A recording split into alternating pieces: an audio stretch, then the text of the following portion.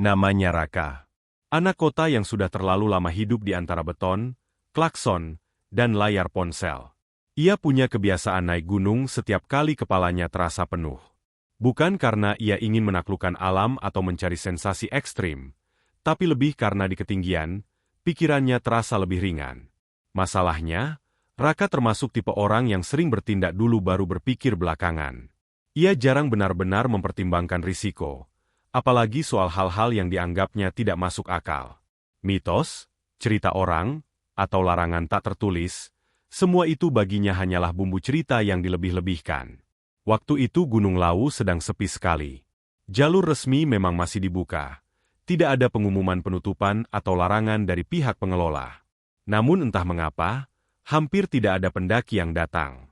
Biasanya, bahkan di hari biasa sekalipun, Lawu selalu punya cerita tentang rombongan kecil yang naik, atau setidaknya 1-2 pendaki solo yang saling berpapasan. Kali ini berbeda. Di media sosial, beberapa orang ramai membahas cuaca yang katanya sulit ditebak, kabut yang turun terlalu cepat, dan tentu saja mitos-mitos lama yang kembali diungkit.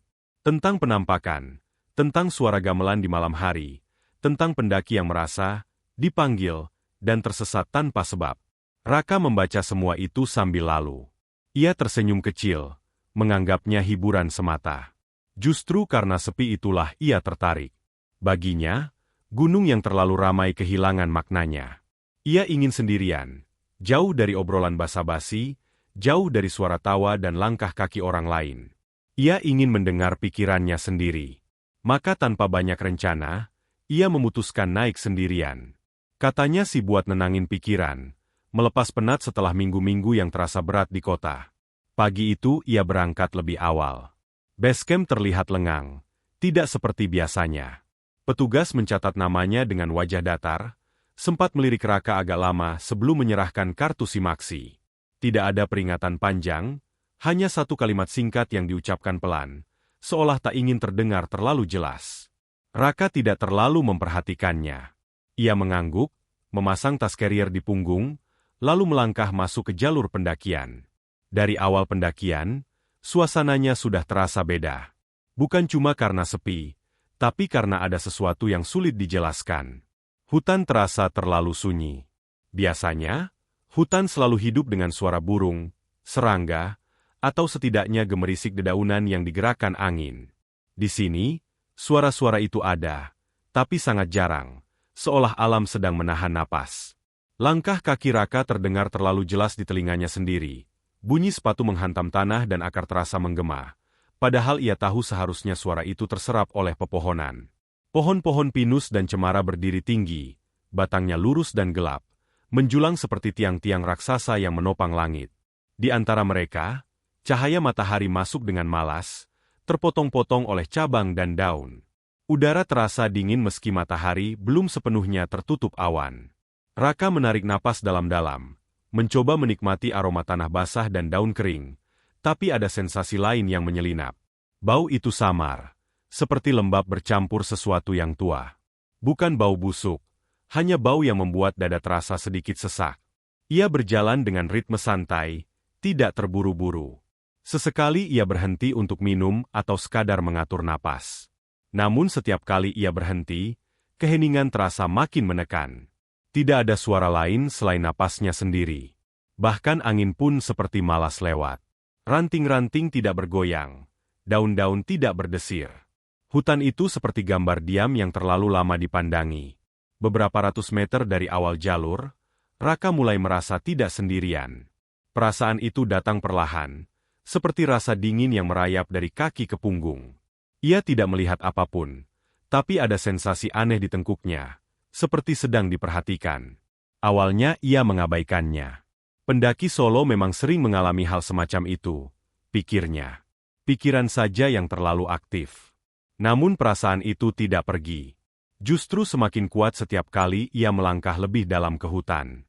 Beberapa kali ia merasa ada langkah lain yang mengikuti, tidak sinkron dengan langkahnya sendiri. Saat ia berhenti, langkah itu seolah ikut berhenti. Saat ia melanjutkan, rasa itu kembali muncul. Raka mencoba mengatur napas, menenangkan diri. Ia menoleh ke belakang, menelusuri jalur yang baru saja ia lewati. Tidak ada siapa-siapa.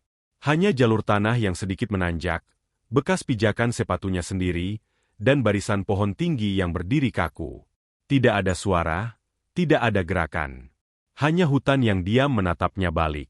Perasaan doang, gumamnya pelan, lebih untuk meyakinkan diri sendiri daripada apapun. Ia memaksakan senyum tipis dan kembali berjalan. Ia bahkan sengaja mengeraskan langkahnya, mencoba memecah keheningan. Tapi suara sepatunya justru terdengar semakin asing di telinga sendiri, seperti bukan miliknya. Semakin naik, jalur terasa semakin sempit. Akar-akar pohon melintang di tanah, membuatnya harus lebih hati-hati melangkah. Di beberapa titik, semak-semak tumbuh rapat, seolah jalur itu jarang dilewati. Raka mengernyit. Jalur ini jalur resmi, pikirnya. Seharusnya tidak setertutup ini. Tapi ia tetap melanjutkan, menganggap mungkin memang karena sepinya pendaki belakangan ini. Kabut tipis mulai turun lebih cepat dari yang ia perkirakan. Awalnya hanya berupa selapis putih yang menggantung rendah, tapi perlahan menebal, membuat jarak pandang berkurang. Hutan yang tadinya hanya sunyi kini terasa asing. Bentuk pohon-pohon menjadi samar, bayangannya memanjang dan berubah-ubah tergantung sudut pandang. Raka merasakan tenggorokannya mengering, bukan karena lelah, tapi karena ada rasa tidak nyaman yang sulit dijelaskan. Ia kembali merasakan kehadiran itu. Kali ini lebih jelas. Bukan cuma rasa diperhatikan, tapi seperti ada sesuatu yang bergerak di antara pepohonan, sejajar dengan posisinya. Ia tidak mendengar suara langkah, tapi ia bisa merasakan ritmenya. Seolah ada yang berjalan tanpa menyentuh tanah. Jantung Raka berdegup lebih cepat. Tangannya refleks menggenggam tali tas lebih erat. Ia berhenti lagi dan menoleh ke belakang. Kabut membuat jalur di belakangnya tampak memanjang tanpa ujung. Pohon-pohon berdiri seperti siluet hitam di balik putih kabut. Sekali lagi, tidak ada siapa-siapa. Tidak ada suara. Tidak ada tanda kehidupan lain. Namun rasa itu masih ada, menempel seperti bayangan. Raka mulai merasa bodoh. Ia menertawakan dirinya sendiri dalam hati. Ini cuma hutan, cuma gunung. Ia sudah naik gunung berkali-kali. Ia sudah melewati jalur yang lebih sepi, lebih ekstrim. Tapi entah mengapa, lau hari itu terasa berbeda. Ada tekanan halus di dadanya, seperti ada aturan tak terlihat yang sedang ia langgar hanya dengan keberadaannya di sana. Ia memutuskan untuk terus berjalan, mencoba fokus pada hal-hal praktis. Menghitung langkah, memperhatikan napas, memastikan jalur yang ia lewati benar. Tapi setiap kali pikirannya sedikit lengah, perasaan itu kembali menyeruak. Ada momen singkat ketika ia merasa seolah mendengar sesuatu, bukan suara yang jelas, lebih seperti bisikan yang hampir bisa dikenali tapi selalu menghilang sebelum sempat dipahami. Ia berhenti, memiringkan kepala, berusaha mendengar lebih jelas. Yang ia dapatkan hanya keheningan yang lebih pekat. Waktu terasa berjalan aneh. Jam di tangannya menunjukkan waktu yang normal, tapi perasaannya mengatakan sebaliknya. Seolah ia sudah berjalan terlalu lama tanpa perubahan berarti. Jalur masih sama, hutan masih sama, tanjakan masih terasa tak berujung. Raka mulai merasa lelah dengan cara yang berbeda, bukan hanya fisik, tapi mental. Keheningan itu menggerogoti pikirannya, membuat setiap detik terasa lebih panjang. Di satu titik, ia merasa sangat yakin ada yang berada tepat di belakangnya. Bukan sekadar mengikuti dari jauh, tapi dekat. Terlalu dekat. Bulu kuduknya meremang tanpa alasan jelas.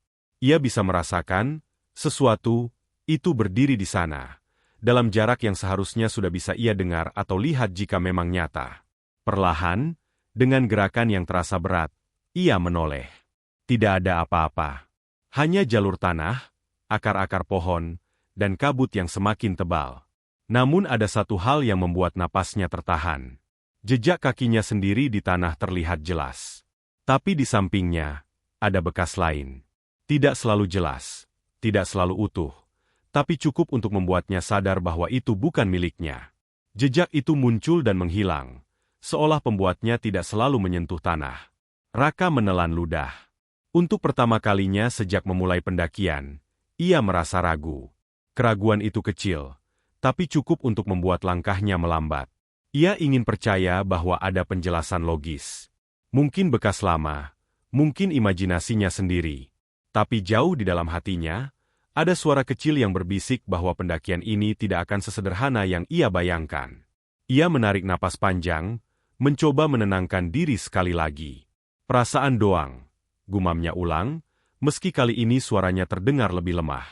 Ia melangkah maju, meninggalkan jejak itu di belakang, tanpa tahu bahwa sejak langkah pertama itu, ia sebenarnya sudah tidak pernah benar-benar sendirian lagi. Menjelang sore, kabut turun tanpa aba-aba. Awalnya hanya tipis, seperti napas dingin yang keluar dari sela-sela pepohonan, tapi perlahan menebal hingga hutan berubah menjadi lorong abu-abu yang terasa menyempit. Cahaya matahari yang sejak tadi sudah redup kini benar-benar kehilangan kekuatannya. Raka melirik jam di pergelangan tangannya. Waktu masih menunjukkan angka yang masuk akal, tapi suasana di sekitarnya membuat sore itu terasa lebih tua, seolah hari ingin segera berakhir.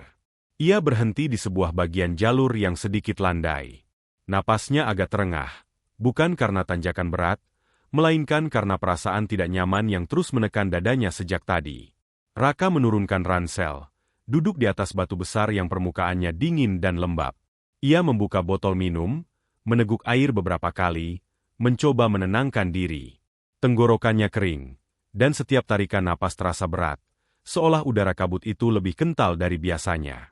Saat itulah matanya tanpa sengaja melirik ke tanah di belakangnya. Tanah basah akibat embun dan kabut menyimpan jejak dengan jelas.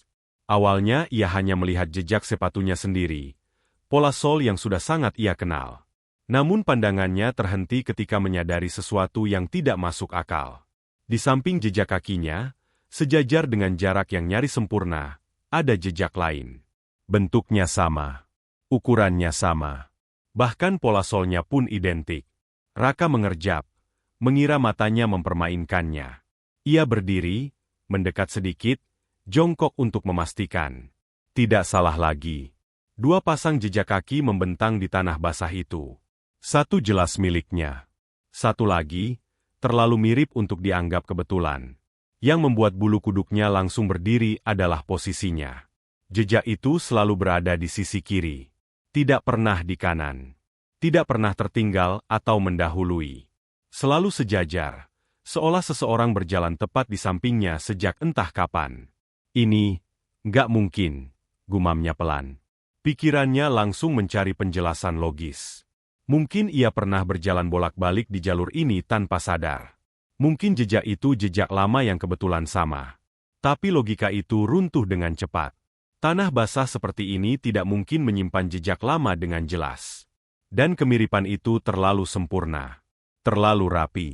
Terlalu sengaja. Raka berdiri perlahan. Jantungnya berdetak lebih cepat. Telinganya berdenging pelan. Ia melangkah satu langkah ke depan. Lalu berhenti. Ia menoleh ke belakang lagi. Jejak itu bertambah satu. Masih dua pasang. Masih sejajar. Ia menelan ludah, lalu berjalan lagi, kali ini sedikit lebih cepat. Langkahnya dipercepat. Sepatunya menghantam tanah basah dengan suara yang terasa terlalu keras. Setelah beberapa langkah, ia berhenti mendadak, hampir tersandung karena menghentikan tubuhnya sendiri. Ia menoleh. Jejak itu ikut berhenti. Tidak ada jarak tambahan. Tidak ada jeda.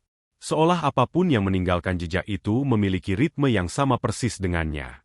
Seolah menirunya. Dada Raka terasa semakin sesak.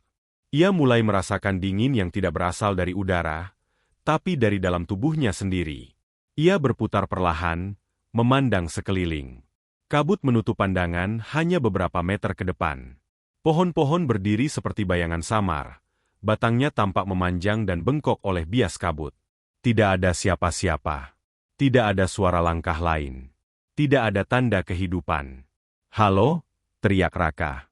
Suaranya terdengar aneh di telinganya sendiri, seperti teredam oleh sesuatu yang lebih dari sekadar kabut. Teriakannya tidak menggema, tidak memantul. Seolah suara itu langsung diserap oleh hutan. Tidak ada jawaban. Keheningan yang mengikuti teriakannya justru terasa lebih berat. Raka bisa mendengar detak jantungnya sendiri, cepat dan tidak beraturan. Ia mencoba tertawa kecil, tawa gugup yang terdengar dipaksakan. "Oke, ini mulai nggak lucu," katanya pada dirinya sendiri. Ia memutuskan untuk terus berjalan. Diam di tempat hanya membuat pikirannya semakin liar. Ia melangkah dengan hati-hati, tapi tetap menjaga kecepatan. Beberapa kali ia sengaja mengubah ritme langkahnya, berjalan lebih lambat lalu tiba-tiba mempercepat, berharap bisa melihat sesuatu yang janggal pada jejak itu. Namun setiap kali ia berhenti dan menoleh, hasilnya sama. Jejak itu selalu menyesuaikan. Selalu sejajar. Selalu sama. Perasaan bahwa ia sedang ditemani menjadi semakin nyata. Bukan ditemani dalam arti ada seseorang yang bisa diajak bicara, tapi ditemani oleh kehadiran yang tidak ingin terlihat. Kehadiran yang memilih bersembunyi di sudut pandangnya, di balik kabut, tepat di luar jangkauan indranya. Raka mulai merasa marah. Rasa takut perlahan bercampur dengan frustrasi. Ia tidak suka dipermainkan, apalagi oleh sesuatu yang bahkan tidak ia pahami. Ia berhenti lagi, kali ini dengan lebih tegas, lalu berbalik badan sepenuhnya ke arah kiri, ke sisi di mana jejak itu selalu muncul. "Apa maumu?" teriaknya, suaranya lebih keras, nyaris pecah. Kabut di sisi kirinya tampak bergetar sedikit, atau mungkin itu hanya perasaan matanya saja. Tidak ada sosok yang muncul. Tidak ada suara balasan. Namun ada sensasi lain yang muncul perlahan, seperti tekanan halus di udara. Seolah ada sesuatu yang berdiri sangat dekat, terlalu dekat, tepat di ruang kosong yang tidak bisa ia lihat. Dan entah kenapa, Raka merasa ada yang tersenyum di belakangnya. Bukan melihat, bukan mendengar, tapi merasakan. Perasaan itu datang begitu saja, tanpa alasan jelas. Senyum yang bukan senyum ramah, melainkan senyum yang tahu sesuatu. Senyum yang menikmati kebingungannya, ketakutannya, reaksinya yang semakin kacau. Raka berbalik dengan cepat. Jantungnya hampir meloncat keluar dari dada. Tidak ada apa-apa. Lagi-lagi hanya kabut dan pohon. Tapi perasaan itu tidak hilang. Justru semakin kuat. Seperti bayangan yang menempel erat di punggungnya. Ia mulai berjalan lagi, kali ini hampir berlari. Napasnya memburu, langkahnya tidak lagi rapi. Akar-akar pohon membuatnya beberapa kali tersandung. Tapi ia tidak peduli. Yang ada di pikirannya hanya satu, terus bergerak. Selama ia bergerak, selama ia tidak berhenti, mungkin apapun itu tidak akan sempat melakukan sesuatu. Namun semakin cepat ia berjalan, semakin tidak wajar jejak itu terasa. Ia sempat melirik sekilas ke bawah saat melangkah. Dari sudut matanya, ia melihat dua pasang kaki bergerak bersamaan. Satu jelas miliknya. Yang satu lagi, hanya bayangan samar, tapi posisinya tepat di kiri, mengikuti setiap gerakannya dengan kesetiaan yang mengerikan. Raka memejamkan mata sejenak sambil tetap berjalan, mencoba mengusir gambaran itu dari pikirannya. Ia membuka mata lagi dan fokus ke depan. Jalur seharusnya membawa ke pos berikutnya, tapi ia merasa sudah berjalan terlalu lama tanpa tanda-tanda apapun. Tidak ada papan petunjuk. Tidak ada tanda khas yang ia ingat dari pendakian sebelumnya. Hutan terasa semakin rapat, semakin asing. Kabut semakin tebal, dan suhu udara turun drastis. Tangan Raka mulai gemetar, bukan hanya karena dingin, tapi karena adrenalin yang terus dipompa tanpa henti. Ia kembali berhenti, kali ini karena tubuhnya sendiri memaksa. Napasnya berat, dadanya terasa seperti ditekan dari dalam. Perlahan, hampir dengan enggan, ia menoleh ke tanah sekali lagi. Jejak itu masih ada. Masih dua pasang. Tapi kini ada yang berbeda. Jejak di sisi kiri terlihat sedikit lebih dalam, sedikit lebih jelas, seolah beban yang menekannya lebih berat dari sebelumnya. Dan jaraknya, kini lebih dekat. Tidak lagi sejajar sempurna. Sedikit condong ke arahnya. Raka mundur satu langkah refleks. Jejak itu juga berubah. "Jangan," ucapnya lirih, hampir seperti doa. Ia merasa bodoh karena berbicara pada sesuatu yang bahkan tidak ia lihat. Tapi rasa takut itu nyata, menekan logikanya hingga tak tersisa. Ia ingin percaya ini semua hanya halusinasi akibat kelelahan dan sugesti. Tapi tubuhnya tahu lebih baik. Naluri terdalamnya berteriak bahwa ada sesuatu yang sangat salah. Raka mengangkat pandangan, menatap kabut di depannya. Untuk sesaat yang terasa terlalu lama, ia merasa melihat bentuk samar di dalam kabut. Bukan sosok yang jelas, hanya siluet yang tinggi, berdiri tegak. Siluet itu tidak bergerak, hanya ada di sana, seperti menunggu. Begitu ia berkedip, bentuk itu lenyap. Ia terhuyung mundur, hampir jatuh.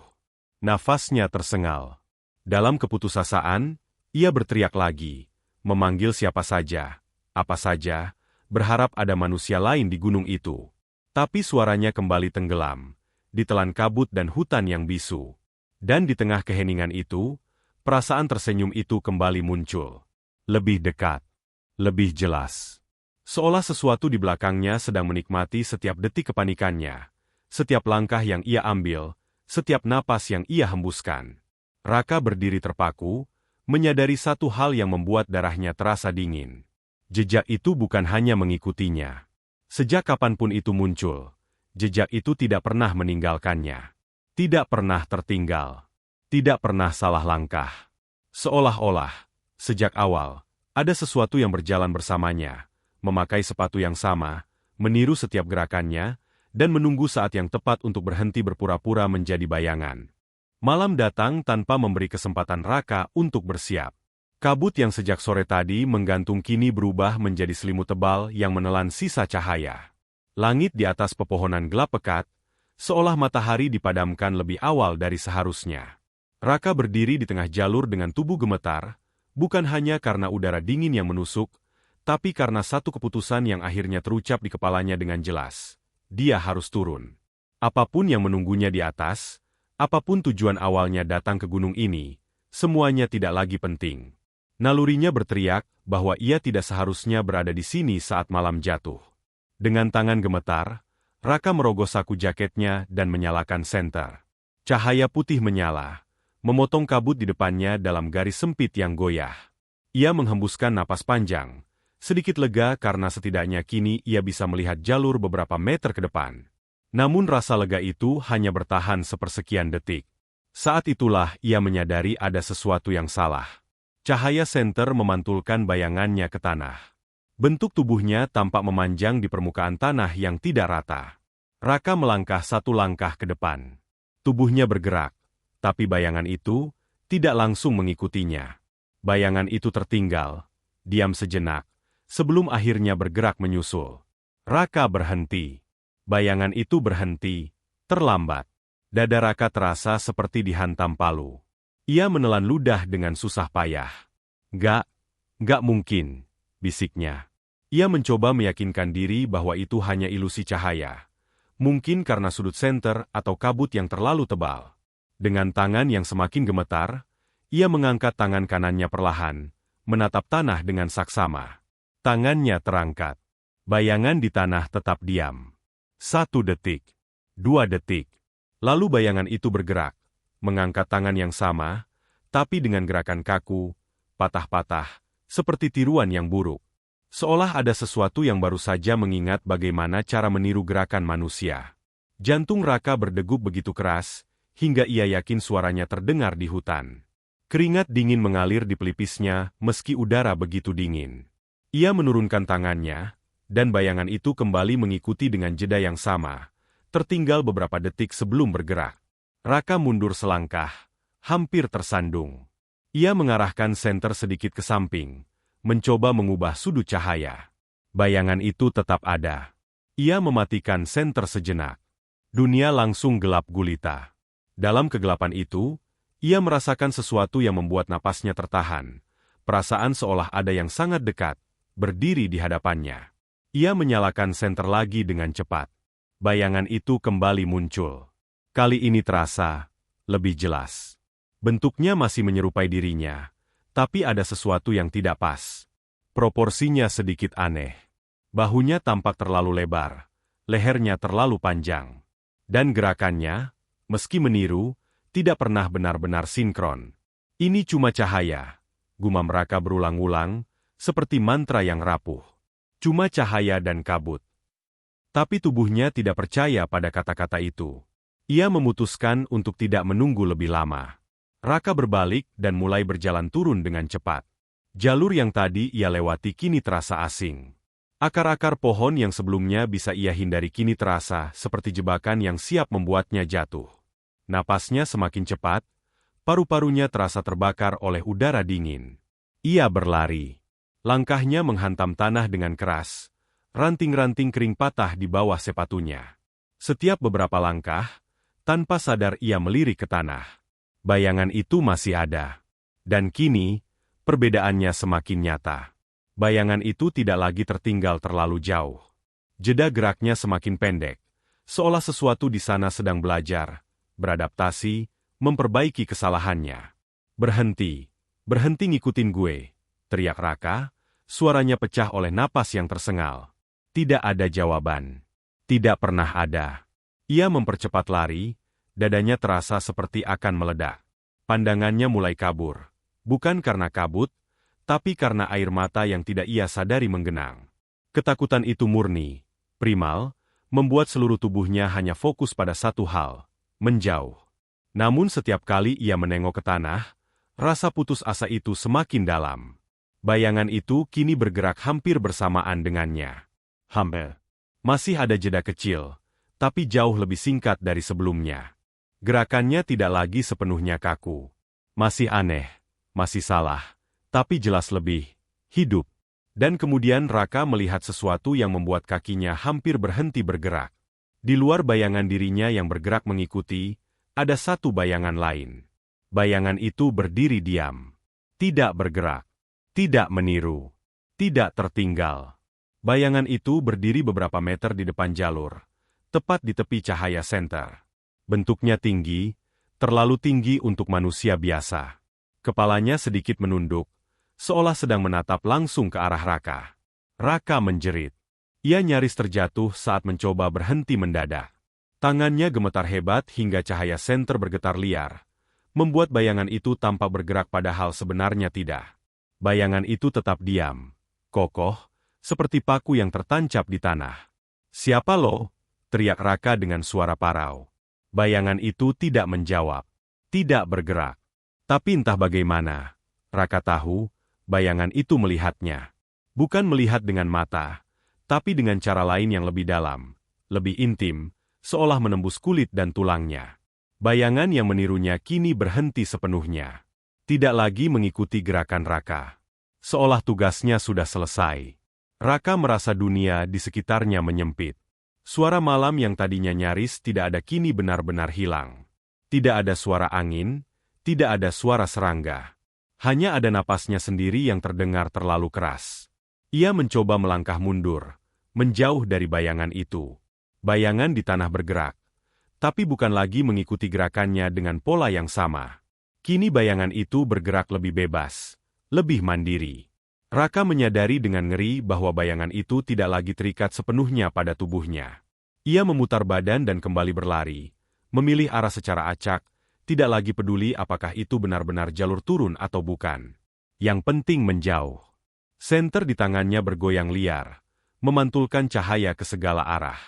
Bayangan-bayangan pohon tampak seperti makhluk hidup yang mengulurkan tangan, mencoba meraihnya. Beberapa kali ia tersandung dan jatuh, lutut dan telapak tangannya terasa perih menghantam tanah dan batu. Ia bangkit lagi, hampir merangkak, air mata bercampur keringat membasahi wajahnya. Dalam kepanikan itu, ia masih sempat melirik ke tanah. Kini ada lebih dari 2 bayangan. Bayangan dirinya masih ada, meski semakin kabur. Bayangan yang menirunya berdiri sedikit terpisah, tidak lagi sejajar. Dan bayangan tinggi itu, kini semakin dekat. Tidak bergerak dengan cara berjalan, tapi posisinya berubah begitu saja, seolah jarak bukan halangan baginya. "Tolong!" Raka berteriak putus asa. Meski ia tahu tidak ada siapapun yang akan mendengar. Paru-parunya terasa seperti terbakar. Tubuhnya mulai kehabisan tenaga. Ia tersandung lagi dan kali ini jatuh telentang. Senter terlepas dari tangannya dan menggelinding beberapa meter. Masih menyala, mengarah ke tanah di sampingnya. Cahaya itu memperlihatkan sesuatu yang membuatnya ingin menutup mata. Tapi tubuhnya membeku. Bayangan tinggi itu kini berdiri tepat di sampingnya. Dan bayangan itu tidak memiliki sumber. Tidak ada tubuh yang berdiri di atasnya. Tidak ada sosok yang memantulkan bentuk itu. Hanya bayangan hitam pekat yang menempel di tanah, dengan bentuk yang terlalu jelas, terlalu tegas. Bayangan itu perlahan mengangkat sesuatu yang menyerupai kepala. Raka menjerit sekuat tenaga, Suara terakhir yang keluar sebelum tenggorokannya terasa tercekat oleh ketakutan yang absolut. Dalam detik itu, ia menyadari satu hal yang mengerikan dengan kejernihan yang menyakitkan. Sejak ia melihat jejak kaki yang sama, sejak bayangannya mulai tertinggal, sesuatu di gunung ini tidak sedang mengikutinya. Sesuatu itu sedang menggantikannya. Entah bagaimana caranya, Raka akhirnya sampai di pos bawah. Ia sendiri tidak ingat dengan jelas bagaimana langkah-langkah terakhirnya terjadi. Yang ia ingat hanyalah tubuhnya yang terus bergerak, tersandung, bangkit, lalu bergerak lagi, seperti mesin rusak yang dipaksa bekerja. Malam terasa panjang dan tidak masuk akal. Jalur yang seharusnya menurun terasa berputar-putar, seolah gunung itu sengaja mempermainkannya. Tapi pada satu titik, cahaya lampu pos menembus kabut. Cahaya itu redup, kekuningan, tapi cukup nyata untuk membuatnya tahu bahwa ia akhirnya keluar dari hutan. Begitu kakinya menginjak area pos, tubuh Raka langsung kehilangan tenaga. Ia hampir jatuh jika salah satu penjaga tidak sigap menahan bahunya.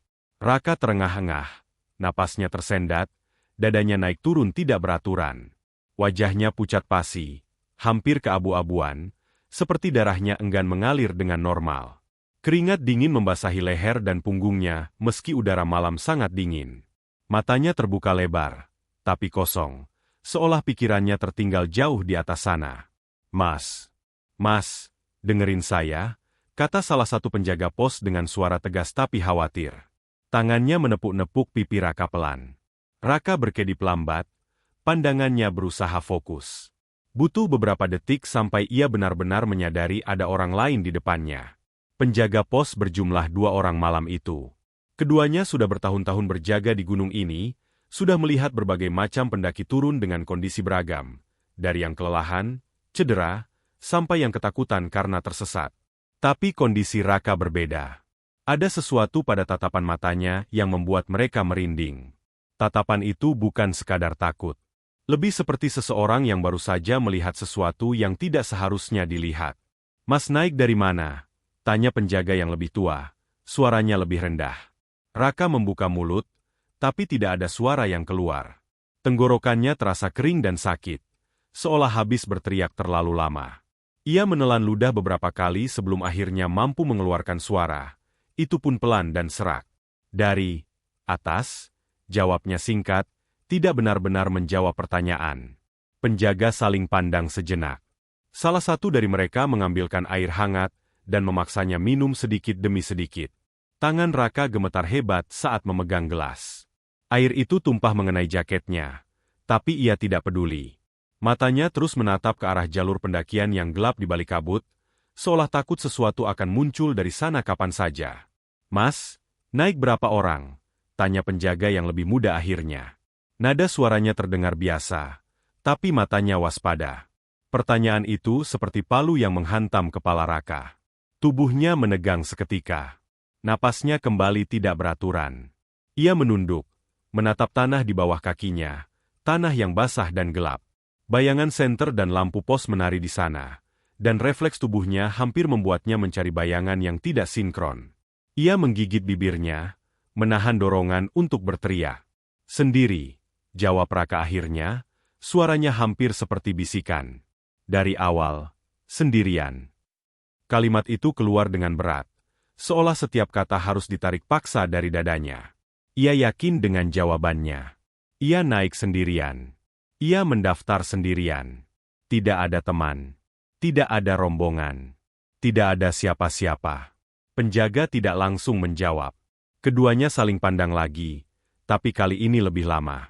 Ekspresi mereka berubah. Bukan terkejut, tapi ragu. Seperti orang yang baru saja mendengar sesuatu yang bertentangan dengan apa yang mereka lihat sendiri. Penjaga yang lebih tua menghela napas pelan. Ia melirik ke arah jalur pendakian, lalu kembali menatap Raka. Mas yakin? Tanyanya pelan. Raka mengangguk cepat. Yakin. Keheningan jatuh di antara mereka. Hanya suara angin malam yang akhirnya terdengar, menyelinap pelan di antara bangunan pos. Kabut bergerak perlahan, membuka dan menutup pandangan ke arah jalur seperti tirai yang ditarik setengah hati. Lalu penjaga yang lebih muda mengangkat tangannya dan menunjuk ke arah punggung Raka. Tepat ke arah jalur yang baru saja ia lewati.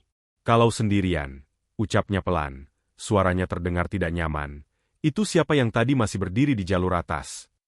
Kata-kata itu membuat dunia Raka berhenti. Tubuhnya membeku. Setiap otot menegang. Jantungnya seperti diremas kuat-kuat dari dalam. Napasnya tercekat di tenggorokan. Ia perlahan menyadari satu hal yang paling ia takuti sejak mulai turun. Kemungkinan bahwa ia benar-benar tidak sendirian sampai akhir. Kami lihat jelas. Lanjut penjaga itu, menelan ludah. Waktu Mas hampir sampai pos, ada satu orang lagi berdiri di atas sana. Diam. Nggak jalan, nggak turun. Cuma berdiri. Penjaga yang lebih tua mengangguk pelan, wajahnya tegang. Kami kira temannya Mas. Soalnya posisinya dekat banget. Tapi aneh, dia nggak pakai senter. Raka mulai gemetar hebat.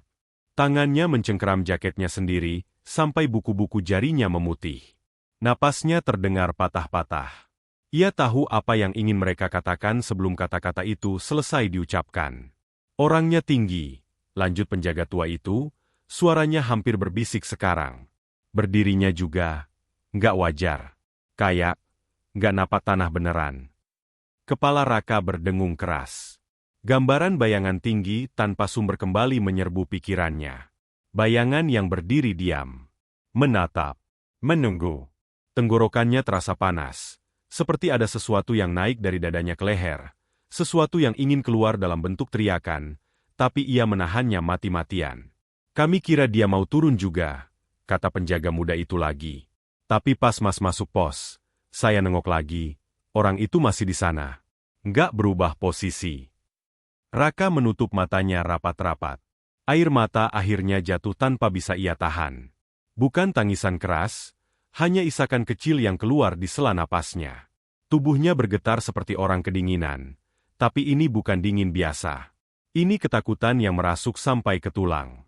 Mas, suara penjaga tua terdengar lebih lembut sekarang. Mas nggak apa-apa. Raka tidak menjawab. Ia tidak berani. Ia tahu, jika ia membuka mulut lagi, yang keluar mungkin bukan kata-kata yang bisa dimengerti. Atau lebih buruk, ia mungkin akan mengatakan sesuatu yang tidak seharusnya didengar. Mas nggak perlu nengok, kata penjaga muda itu cepat, seolah membaca ketakutan di wajah Raka. Tenang aja. Sekarang sudah nggak kelihatan. Kalimat itu seharusnya melegakan. Tapi justru membuat dada Raka terasa makin sesak. Tidak kelihatan bukan berarti tidak ada. Ia belajar itu dengan cara yang paling mengerikan. Raka perlahan membuka mata. Pandangannya kosong, lurus ke depan. Ia tidak menoleh. Ia tidak akan menoleh. Ada bagian dari dirinya yang yakin bahwa jika ia menoleh ke belakang sekarang, ia mungkin akan melihat sesuatu yang tidak akan pernah bisa ia lupakan, atau sesuatu yang akan membuatnya tidak pernah benar-benar kembali.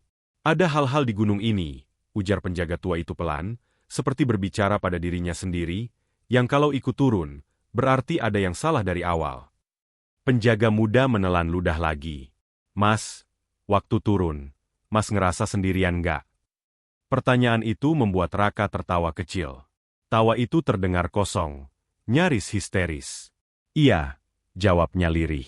Saya ngerasa sendirian. Tapi, ternyata itu yang paling salah. Ia memejamkan mata lagi. Dalam gelap di balik kelopak matanya, ia masih bisa melihat bayangan itu. Berdiri diam di jalur atas. Tidak bergerak. Tidak perlu bergerak. Seolah yakin bahwa ia sudah mendapatkan apa yang diinginkannya. Penjaga tidak bertanya lagi. Mereka saling bertukar pandang, lalu salah satu dari mereka menepuk bahu Raka pelan. Mas istirahat dulu di sini. Jangan kemana-mana. Raka mengangguk lemah. Di luar pos, kabut kembali menebal. Jalur pendakian menghilang dari pandangan, seolah gunung itu menutup mulutnya rapat-rapat. Tidak ada yang tahu, dan mungkin tidak ada yang ingin tahu, apakah sesuatu masih berdiri di sana, menatap ke bawah, memastikan bahwa Raka benar-benar turun sendirian. Dan Raka, dengan seluruh keberanian yang tersisa, memilih untuk tidak pernah menoleh ke belakang, karena ia tahu, tidak semua yang turun dari gunung benar-benar datang sendirian, dan tidak semua yang tertinggal akan mau kembali ke atas. Beberapa hari setelah kejadian itu, Raka dinyatakan selamat. Secara fisik, ia tidak mengalami luka serius. Hanya beberapa memar, lecet di tangan dan lutut, serta kelelahan ekstrim. Dokter mengatakan kondisinya baik, hanya perlu istirahat dan mengurangi stres. Mereka menyebutnya syok ringan akibat kelelahan dan ketakutan. Kata-kata yang terdengar masuk akal, rapi, dan aman. Raka mengangguk saja setiap kali mendengarnya. Meski jauh di dalam dirinya ia tahu, tidak ada satupun istilah medis yang benar-benar menyentuh apa yang ia alami. Ia kembali ke kota beberapa hari kemudian. Lingkungan yang dulu terasa menyesakan kini justru terasa asing. Suara kendaraan, percakapan orang-orang, bahkan cahaya lampu jalan terasa terlalu terang, terlalu ramai, terlalu hidup. Raka sering terdiam di tengah keramaian, merasa seperti orang yang baru pulang dari tempat yang tidak seharusnya ia kunjungi. Tubuhnya ada di kota, tapi sebagian dirinya terasa tertinggal jauh di atas gunung itu. Malam-malam menjadi waktu yang paling sulit. Pada awalnya, ia mengira semua akan membaik setelah tidur cukup. Tapi tidur justru menjadi medan lain yang harus ia hadapi. Setiap kali memejamkan mata, kabut itu kembali. Jalur yang sunyi, jejak kaki yang sejajar, dan bayangan yang terlambat bergerak terus menghantuinya. Ia sering terbangun dengan napas terengah dan tubuh basah oleh keringat, yakin bahwa ada sesuatu yang berdiri di sudut kamarnya, menunggu ia membuka mata. Namun tidak pernah ada apa-apa. Setidaknya, tidak secara kasat mata. Masalah sebenarnya baru terasa beberapa malam kemudian, saat Raka berdiri di depan cermin kamar mandi. Ia hanya ingin mencuci muka, menghilangkan rasa kantuk sebelum tidur. Lampu kamar mandi menyala terang, memantulkan bayangannya dengan jelas di cermin besar yang menempel di dinding. Raka mengangkat kepala. Bayangannya terlambat. Bukan lama. Hanya sepersekian detik. Tapi cukup untuk membuat darahnya terasa dingin. Ia membeku, menatap cermin tanpa berkedip. Bayangan itu akhirnya bergerak, mengikuti gerakannya, seolah tidak terjadi apa-apa. Capek, gumam Raka pada dirinya sendiri. Cuma capek. Ia mencoba tertawa kecil, memalingkan wajah, lalu kembali menatap cermin. Kali ini, semuanya tampak normal. Bayangannya bergerak bersamaan dengannya. Raka menghembuskan napas panjang dan mematikan lampu kamar mandi, mencoba meyakinkan diri bahwa pikirannya masih dipenuhi sisa trauma. Namun kejadian itu tidak berhenti di situ. Malam berikutnya, hal yang sama terjadi. Kali ini lebih jelas. Raka mengangkat tangan kanannya perlahan. Bayangan di cermin diam sejenak, menatapnya, sebelum akhirnya mengangkat tangan dengan gerakan kaku. Bukan terlambat seperti sebelumnya. Lebih seperti ragu. Raka menjatuhkan tangannya dengan cepat dan mundur satu langkah. Jantungnya berdegup keras. Ia mematikan lampu kamar mandi dan keluar, membiarkan cermin itu tenggelam dalam kegelapan. Malam itu ia tidak tidur sama sekali. Hari-hari berlalu, dan hidup Raka perlahan berubah menjadi rutinitas yang penuh kewaspadaan. Ia menghindari cermin sebisa mungkin. Ia menutup layar ponsel setiap kali pantulannya muncul terlalu jelas. Ia bahkan menutup kaca jendela dengan tirai tebal saat malam tiba. Tapi pantulan tidak selalu membutuhkan kaca. Kadang bayangan muncul di lantai, di dinding, di permukaan gelap yang mengilap. Dan semakin lama, perilakunya semakin aneh. Kadang bayangan itu terlambat. Dan kadang, bayangan itu tidak mengikuti sama sekali. Suatu malam, Raka berdiri di kamar, menyalakan lampu. Bayangannya jatuh ke dinding di sebelah kiri. Ia melangkah maju satu langkah. Bayangan itu tetap diam. Berdiri tegak, memanjang, tidak bergerak. Seolah bukan miliknya. Raka mundur perlahan, jantungnya terasa seperti akan meledak. Bayangan itu tetap di tempatnya. "Jangan," bisiknya lirih. "Tolong jangan." Bayangan itu akhirnya bergerak. Tapi bukan meniru gerakannya. Bayangan itu bergerak sendiri, sedikit bergeser, seperti sedang menyesuaikan posisi agar lebih nyaman berdiri. Raka menjerit dan menyalakan semua lampu di rumah. Cahaya memenuhi ruangan, dan bayangan itu akhirnya menyatu kembali dengan gerakannya, seolah tidak pernah terjadi apa-apa. Tapi sejak malam itu, Raka tahu satu hal yang tidak bisa ia sangka lagi. Sesuatu ikut turun bersamanya. Teman-temannya menyadari perubahan itu. Raka menjadi pendiam, mudah terkejut, dan sering melamun. Matanya terlihat cekung, wajahnya pucat, seperti kurang tidur berhari-hari. Mereka mencoba mengajaknya bercanda, mengembalikan Raka yang dulu mereka kenal. Beberapa bertanya soal pengalamannya di Gunung Lawu, berharap mendapatkan cerita seru atau horor ringan untuk ditertawakan bersama. Raka tidak pernah menceritakan semuanya. Ia hanya mengatakan pendakiannya tidak menyenangkan, dan ia tidak ingin membahasnya lagi. Yang penting kan lo selamat, kata salah satu temannya. Raka mengangguk. Tapi di dalam hatinya, ia tidak sepenuhnya yakin dengan kata itu. Beberapa temannya sempat membahas kejadian itu di antara mereka sendiri. Dari informasi base camp dan penjaga pos, memang benar hanya satu orang yang tercatat turun hari itu. Nama Raka. Tidak ada pendaki lain yang menyusul. Tidak ada laporan orang hilang. Tidak ada kejadian aneh secara resmi. Bersih, kata salah satu temannya. Cuma Raka doang yang turun. Kalimat itu terdengar sederhana. Tapi bagi Raka, kata bersih terasa salah. Karena setiap malam, ada sesuatu yang mengingatkannya bahwa cerita itu belum selesai. Waktu terus berjalan. Minggu berganti bulan. Raka mencoba hidup normal. Ia kembali bekerja, mencoba fokus, mencoba menjalani hari seperti biasa. Tapi malam selalu datang, dan bersama malam, bayangan itu kembali menunjukkan kehadirannya. Kadang hanya terlambat sepersekian detik. Kadang bergerak tidak sempurna. Kadang diam terlalu lama. Dan pada beberapa malam tertentu, bayangan itu tidak muncul sama sekali. Saat itulah Raka paling takut. Karena ketiadaan bayangan terasa lebih mengerikan daripada bayangan yang salah. Di sisi lain, cerita-cerita tentang Gunung Lawu terus beredar. Di forum pendaki, di grup obrolan, di kolom komentar video-video pendakian. Ada yang mengaku melihat sosok berdiri diam di jalur atas saat kabut turun menjelang malam. Sosok itu tidak meminta tolong, tidak melambaikan tangan, tidak bergerak. Hanya berdiri, menghadap ke arah jalur turun. Beberapa orang mengatakan wajahnya familiar. Seperti pernah melihatnya di tempat lain. Ada yang bilang wajah itu mirip seorang pendaki yang pernah viral beberapa waktu lalu. Ada juga yang mengatakan wajah itu seperti orang kota, terlalu bersih untuk ukuran pendaki gunung. Nama Raka tidak pernah disebut secara langsung. Tapi deskripsinya terlalu dekat untuk diabaikan. Salah satu cerita yang paling sering diulang adalah soal bayangan.